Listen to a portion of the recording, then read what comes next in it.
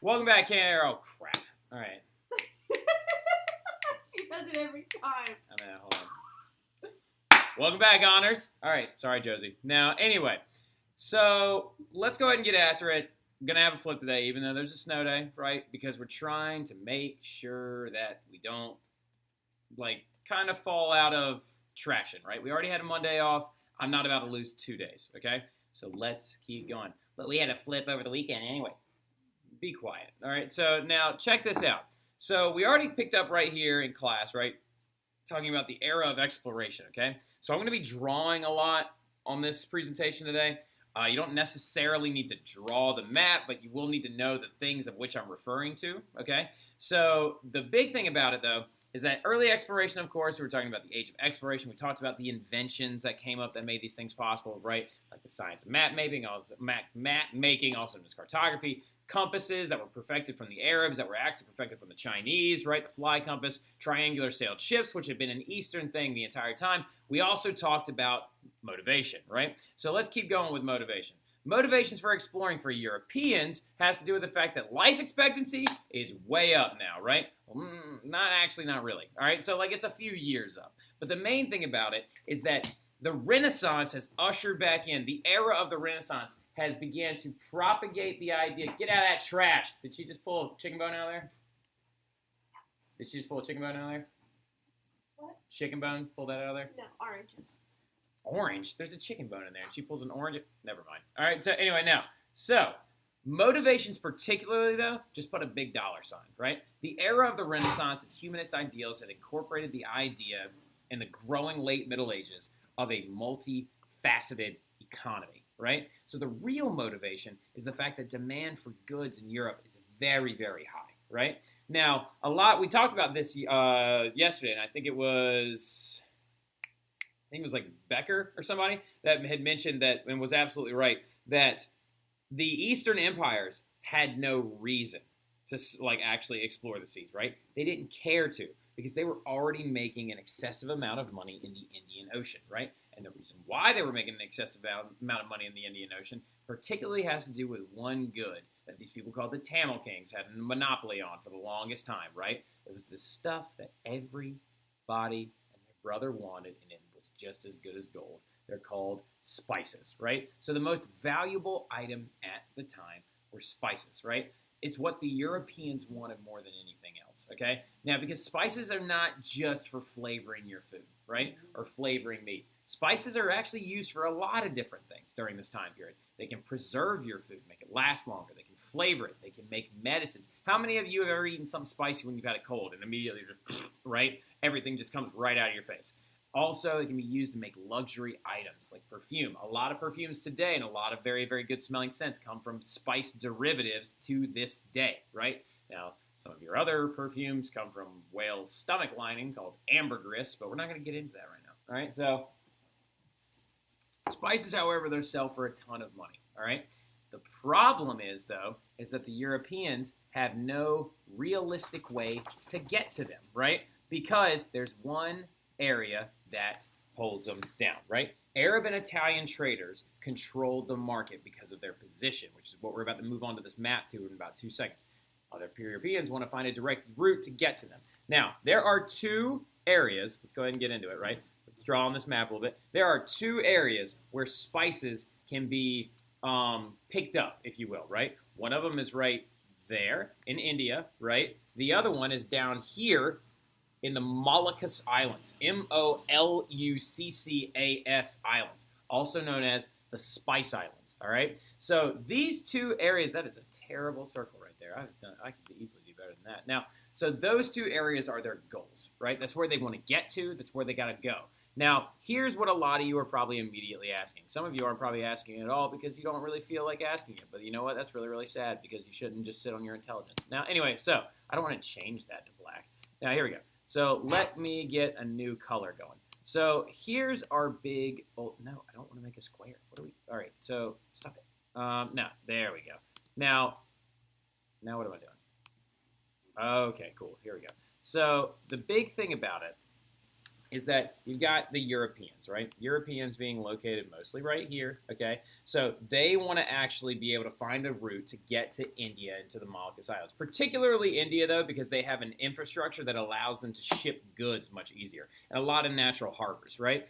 So Europeans right here, particularly these coastline Iberian Peninsula Europeans, hi Rufio, actually want to try and get there first, right? Now the problem is that these folks, the Italians, control the trade due to their location because the people from, who is it again? Over Italians in your notes, Venetians, right? The Venetians, actually, people from Venice, they're the ones that have a strict monopoly on all of these goods, right? Because here's the thing. They have a monopoly with the people here, the Ottomans, and they are in agreement to actually trade with one another, right? So that means that Europeans have the inability to actually try and travel through this general area. Not acceptable, right? That door is shut. They can't go there, right? Because they have a monopoly with the Venetians. Not to mention the fact, too, that the Crusades have left it so that Muslims will not allow Christian traders to travel through their lands, right? And then that, well, if Muslims won't allow Christian traders to travel through their lands, then they have another issue. They can't go through northern Africa, right? A lot of kids have always asked me, well, how come they didn't just pop out like right here, right? Why didn't they just go down through Africa, go down to the Horn of Africa, maybe through like this area right here, and just kind of pop out? Well, the reason why is because Muslim traders actually own and lock down all of this entire area. They were known at the time as the Ottoman Empire, right? The Ottomans actually control this entire length of space. Also, you can't really go this direction because of this gigantic thing right here called the Sahara Desert. Actually, don't say Sahara Desert. That's stupid and redundant. You should just say Sahara because the word Sahara means desert, all right? So the Sahara stands in their way, right? Can't go that way either. So one man at one point, a Venetian by the name of Marco Polo, who actually wanted to cut out this entire middleman area to get to India, decides, he's like, well, wait a minute. What if I travel through the entire Mongolian Empire and come at India from the top, right? Wouldn't that make sense? Nah, here's the problem, though. He actually got lost on the way because there's a big geographic barrier right here called the Himalayas, right? And he ended up going down into China, right? So that's Marco Polo's route right there. Well, then what ends up happening, so let's go ahead and take away Marco Polo's route. What ends up happening is then this door becomes shut because the Mongolians later in the 1300s convert to Islam.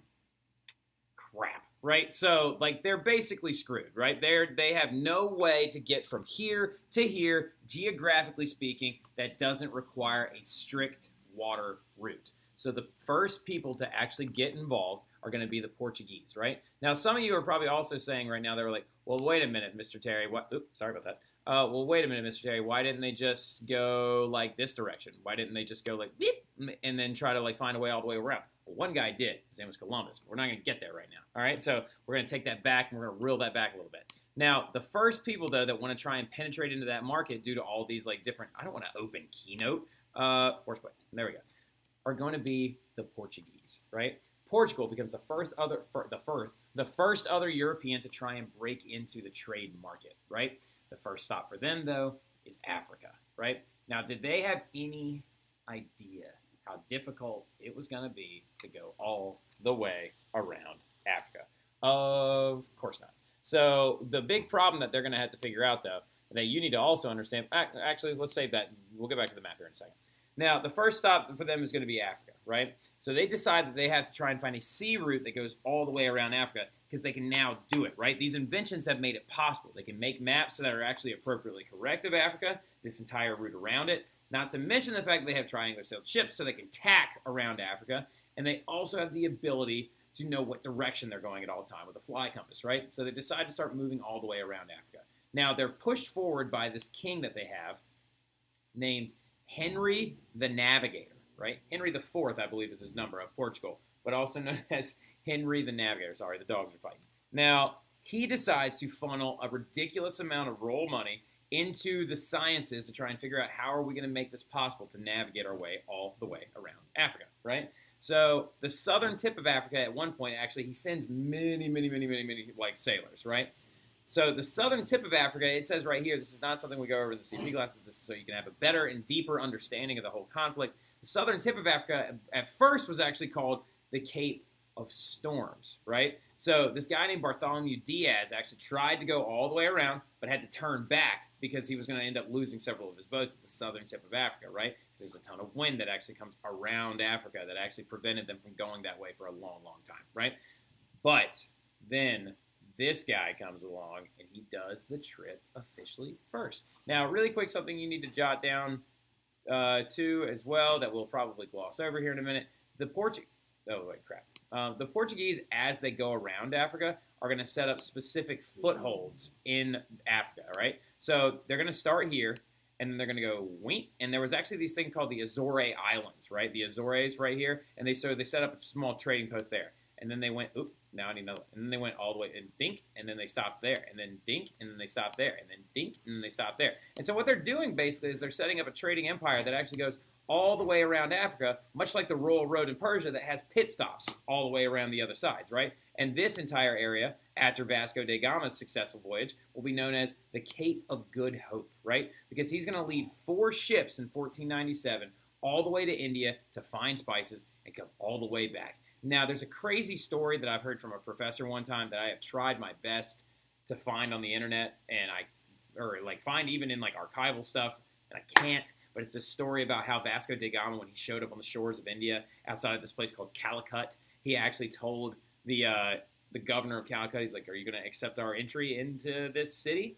And the Calicut governor was like, "Well, no, you're Christians, and we've heard that you're not nice people." And so he decides to then kill a bunch of fishermen in the coast and then chop all their heads off and their hands and then send them to that governor as flower baskets or edible arrangements, if you will. And then ends up being a big problem, though, because the governor allows them in because he's fearing the fact that he might actually kill more of his people. Now, that's a story one of my professors told me, and I keep trying to find it. And if I can ever find that story as being 100% legit, I'll send it to you, all right? Now, on the trip back, though, he ends up getting kind of lucky because he doesn't have to pay his sailors as much because a lot of them got scurvy, right? Which was a disease from the lack of vitamin C. You know what happens to your body when you get scurvy? First of all, you start to smell terrible because you're basically starting to decompose. And then your teeth begin to fall out. And then your hair becomes so brittle that it'll snap off, right? Nobody wants scurvy. Eat your oranges, kids. Now, anyway, however, the spices are going to sell for a ridiculous amount of money. So much money that they're able to set up a trading empire around the Cape of Good Hope. Bang! That's like the little map that we just drew, right? They actually went bow, bow. Oh, wait, no, the Azores Islands are somewhere else. That's the Cape Verde Islands. No, the Azores are right there. Yeah. So the Azores Islands, Cape Verde Islands, and they're going to actually make these little pit stops, okay? There are 2 other goods, though, that they begin to also inquire into. The Portuguese pick up as they begin to go around Africa as well. Spices doesn't become the one thing that they buy and sell, the Portuguese. They start buying and selling 2 other things that starts with an S as well. One of them is sugar, right? They start realizing that on the Azores and on the Verde Islands that they can grow tons of it, all right? And then second of all is a workforce. They become involved in the slave trade, all right? So go ahead and jot those other 2 things down as well, all right? So the Cape of Good Hope, slave trade, things like that. Now, Columbus, though, is then going to look at the Portuguese, their involvement in this early exploration. He's going to be like, well, wait a minute. I got some beef with this whole thing. Because he's looking around, and let's talk about him for a moment.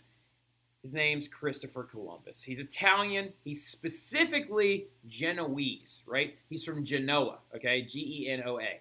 Now, being from Genoa, he has always had this ultimate resentment of all things Venetian, right? He hates the Venetian people because the Genoese and the Venetians have disliked each other ever since the 1200s in the Middle Ages due to the fact that, whoa, what the heck? Oh, yeah. So, due to the fact that Genoans wanted to be the trading empire that the Venetians became, right? Now, there's a couple of disadvantages for them, though.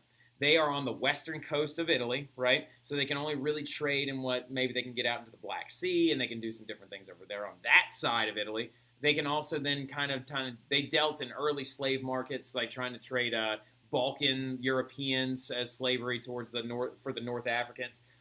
They started to try to do a lot of these different things, but they failed. The Genoese were also the very first people to try and explore the Atlantic. They sent 6 boats out there, but none of them returned, right? So, being the Genoan that Columbus was, he wanted to stick it to the Venetians, stick it to the Portuguese, and be like, hey, I bet you I can find, or not even stick it to the Portuguese, he asked them for money as well. It's like, I bet you I can find a route to India It's faster than the Portuguese going all the way around Africa. I've got an idea. It's 1492. Everybody knows by this point that the world is round.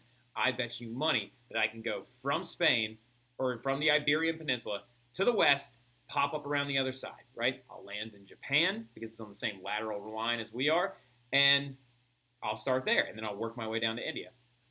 Now, Columbus had so many dreams of doing these things, and so he goes to his Genoese government. He asks for money for them first, and they tell him no because we don't have enough money, and we think you're dumb. Now, and then he goes up to the Portuguese, and he's like, hey, Portugal, how about, and they're like, shut up. We got guys like Vasco da Gama, Bartholomew Diaz. They're doing their job already. We need you to calm down. All right, so then he goes to Spain, where he meets two of the most unique individuals you'll ever talk about in European history, Queen Isabella and King Ferdinand. Now, I know on this slide I have it as Ferdinand and Isabella, but a lot of historians always refer to them as Isabella and Ferdinand, because Isabella actually was a very, very dominant player in this relationship. She made just as many, if not more, decisions than Ferdinand did, right? Isabella, it was her idea to finance Columbus's voyage, right? So they sponsor Columbus, and they decide, look, we've got 3 boats. They're both small. They're both about 90 feet. They're the Nina, the Pinta, the Santa Maria. Shoot them out into the ocean, see if you can find a new route. But here's our deal. You find, whatever you find, you only get 10% of it. We get the other 90, all right? And then Columbus is like, how about 20? And then they say, take it or leave it. And he says, okay, fine, 10, right? So Columbus is going to sail west, hoping to go all the way around the world and run into the other side of India, right? Or run into India on the other side.